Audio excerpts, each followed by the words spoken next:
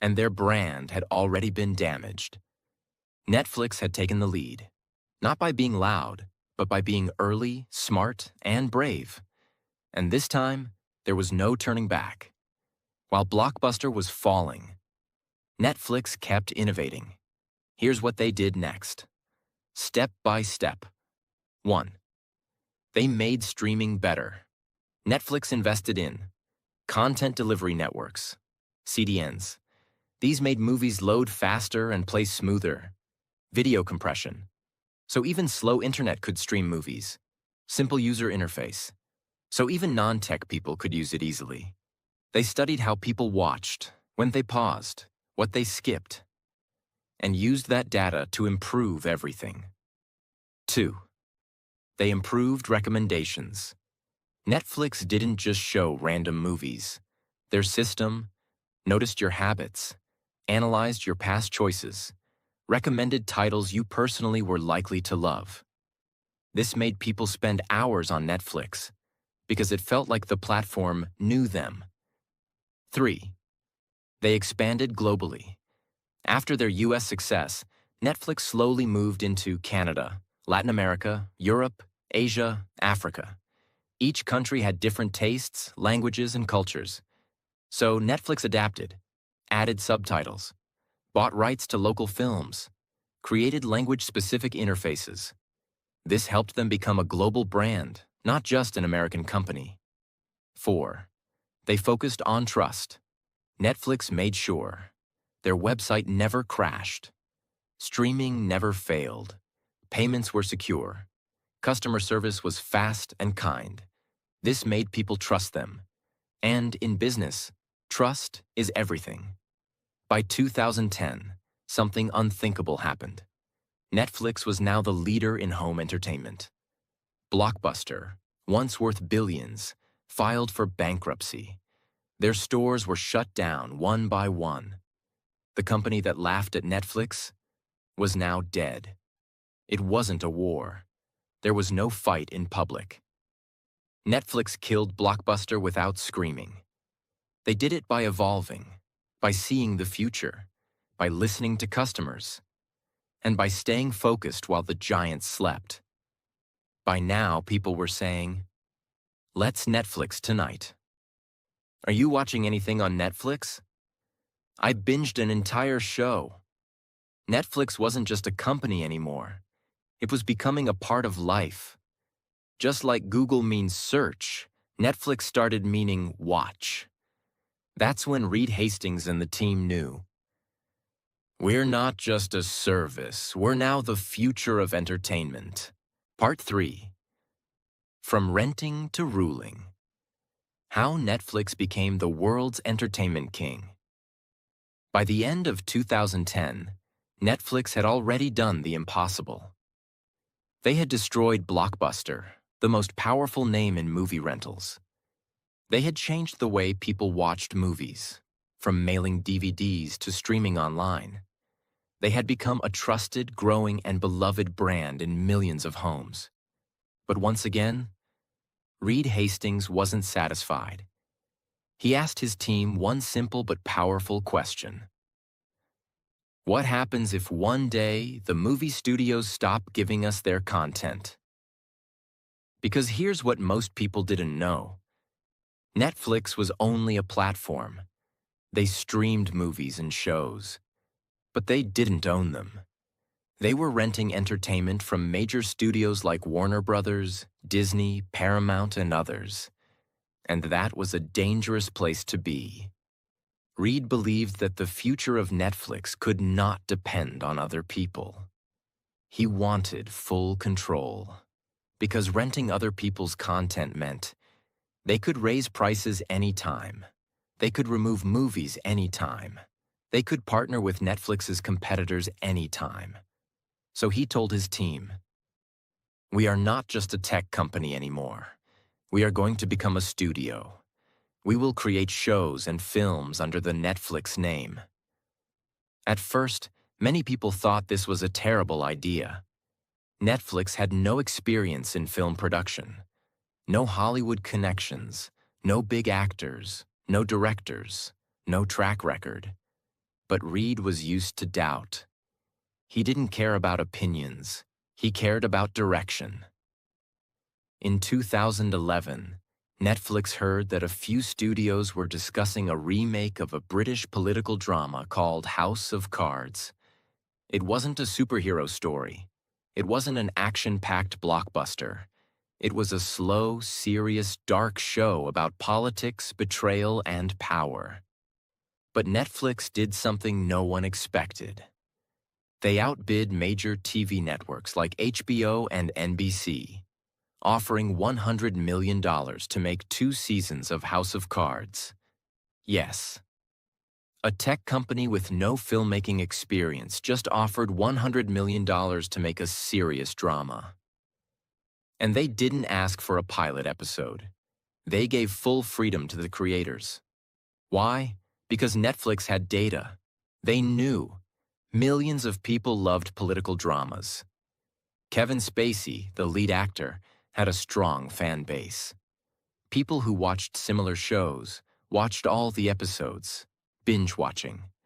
So Netflix trusted their data and made a massive bet. Here's what shocked the industry even more. When Netflix launched House of Cards in 2013, they didn't release 1 episode per week like TV channels. Instead, they dropped the full season, all episodes, at once. Why? Because their data showed that people loved binge-watching. They didn't want to wait a week for the next episode. They wanted to finish a show in 1 night, 1 weekend, 1 breath. This changed the entire TV industry. Now viewers had control over when and how they watched, freedom from TV schedules, power to decide their pace. House of Cards became a global hit. It won Emmy Awards, got amazing reviews, and gave Netflix credibility as a content creator. For the first time in history, a company that started with DVDs was now creating high-quality, award-winning shows on its own platform. This moment was a turning point. After House of Cards, Netflix moved fast. They built studios. They hired experienced producers. They signed deals with actors, writers, and directors. They created a new brand inside Netflix called Netflix Originals. This meant, this show or movie is made by us, belongs to us, and can only be found on Netflix. And that's when things exploded. Here are just a few of the shows that Netflix created in the next few years, each one becoming a global sensation. 1. Stranger Things, 2016. A sci-fi mystery about missing kids in a secret government lab. It had nostalgia, thrill, monsters, and heart. Made actors like Millie Bobby Brown global stars. Built a massive fan base across all age groups. 2. Narcos, the true story of Pablo Escobar, told like a crime documentary. Action, drugs, money, power, politics. A perfect mix of storytelling and real history. Loved by both English and Spanish-speaking audiences. 3. Money Heist, La Casa de Papel, a Spanish-language heist drama. Netflix bought the rights and re-released it with subtitles. It became a worldwide phenomenon. Showed that great content can come from any country, any language. 4. The Crown, a historical drama about the life of Queen Elizabeth II. Expensive, elegant, educational. Showed Netflix's ability to do prestige content. 5. 13 Reasons Why, Dark, You, The Witcher, and many more. Each show brought something new. New emotions, new audiences, new storytelling styles, and each one built Netflix's brand further. Netflix wasn't just making content randomly. They used their own user data to understand what types of stories people loved, see what actors had strong fan bases, learn which genres were missing from TV. This made their content decisions smarter than traditional studios. They were mixing creativity plus data. something old film companies didn't know how to do. By now, Netflix was doing something no one in history had ever done. They were creating shows that were watched in over 190 countries, translated into dozens of languages, streamed by people of all ages, backgrounds, and cultures. People weren't just watching Netflix. They were living inside Netflix stories. Characters became global icons. Soundtracks went viral. Merchandise exploded. Meme culture exploded. Netflix was no longer just a service. It was a global entertainment culture. Before Netflix, the entertainment industry was dominated by Hollywood. But Netflix proved that great stories can come from anywhere. That's why they invested in Korean dramas, Spanish thrillers, German science fiction, Indian originals, African documentaries, Turkish romance series. They gave creators around the world a platform, and the world responded with love. Some incredible global hits included Squid Game, Korea; Sacred Games, India; Lupin, France; Fauda, Israel; Elite, Spain. This global expansion helped Netflix reach more than 200 million paid subscribers worldwide by 2021. They weren't just a company anymore. They were the largest entertainment network on Earth. While traditional studios relied on box office sales, cable TV, advertisements, Netflix focused on subscriptions. Their logic was simple. If we make amazing content that people love, they will keep paying monthly, forever. This model worked beautifully. Why? Because it created predictable revenue. It didn't depend on box office hits. It gave them freedom to take risks. It gave creators artistic control, and it kept customers happy. No ads, no waiting, no nonsense. They made money through loyalty, not interruption. This was revolutionary. Internally, Netflix was building something just as powerful, a culture that attracted top talent. Their employee culture was based on two key values. 1. Freedom, you're trusted like an adult. 2. Responsibility. You're expected to act like a leader. They offered no micromanagement, no vacation tracking, no time clocks, but extremely high expectations. If someone didn't perform, Netflix let them go, kindly but clearly. If someone thrived, they were given more freedom, more impact, more opportunity. This created a team that was fast, smart, fearless, obsessed with improvement. This internal strength helped Netflix stay 10 steps ahead of the competition. Netflix's success was so massive that it woke up other tech giants. Soon, the battlefield got crowded. Amazon Prime Video launched. Disney Plus entered the game. Apple TV Plus joined. HBO Max, Peacock, Paramount Plus, and many more began fighting for attention. Everyone wanted a piece of the streaming empire. But here's what mattered. Netflix wasn't afraid. Why? Because they had a 10-year head start, deep knowledge of their users, a massive content library, an unmatched global brand. Netflix knew the world is big enough for competition, but only the best will survive. And Netflix planned to stay the best. Once again, Netflix pushed boundaries. They launched shows where the viewer could control the story. Example: Black Mirror Bandersnatch. In these shows, you decide what the character does. Your choices change the outcome. It's like watching and playing a game at the same time. This was another signal that Netflix was not just following trends. They were creating them. While the public saw cool shows and easy streaming, behind the scenes, Netflix was becoming a technology powerhouse. They built custom video compression tools for faster streaming, used AI to personalize user recommendations, created original sound mixing systems, designed thumbnail images differently for each user. So you see a poster, you're more likely to click. They didn't just make content, they engineered the experience. Netflix became a perfect example of art meets science, creativity powered by data. When the world shut down during COVID-19, movie theaters closed, concerts stopped, events were canceled. But people still needed entertainment. They needed escape, emotion, connection, and comfort. Netflix became a lifeline. People streamed more than ever. New users signed up by the millions. Hits like The Queen's Gambit, The Crown, and Tiger King exploded globally.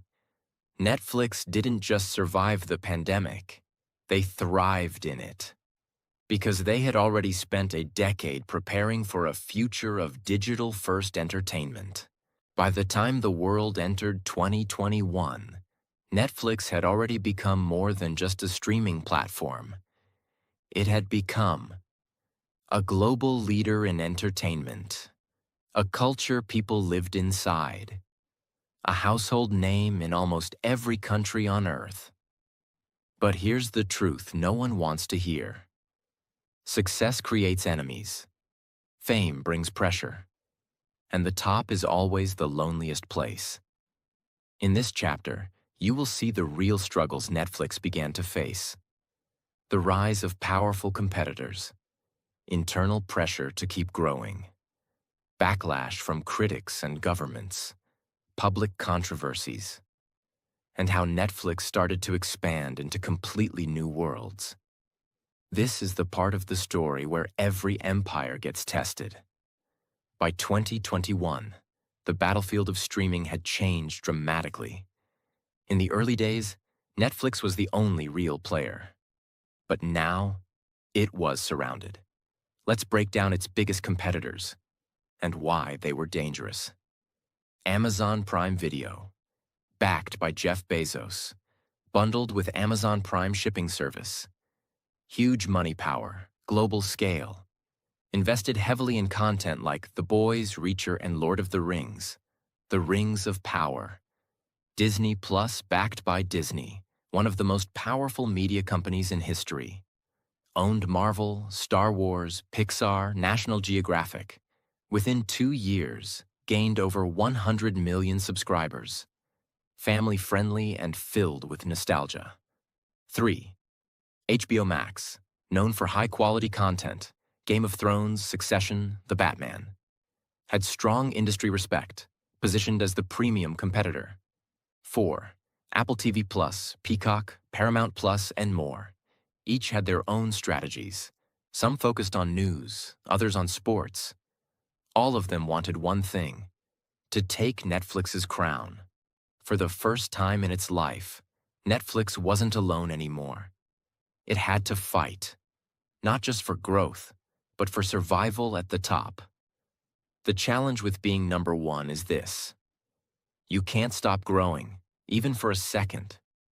Because Netflix had gone public, listed on the stock market, investors wanted more users, more revenue, more shows, more countries, more. Every quarter, Netflix had to prove that more people were joining, that people were staying, that content was working.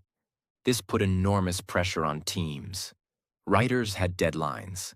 Engineers had to fix bugs instantly. Executives had to make bold decisions. Fast. The world only saw the glamour. But behind the scenes, it was a pressure cooker. With global fame came global judgment. Netflix now had political pressure, cultural criticism, religious backlash, moral debates, and endless scrutiny. Let's look at some major issues they faced. Content offense. Some groups, certain shows were seen as too violent or too sexual, or insensitive to religion or culture. In countries like India, Turkey, and the Middle East, this became a major issue. Netflix had to balance freedom of expression with local sensitivities. Some governments threatened to ban content,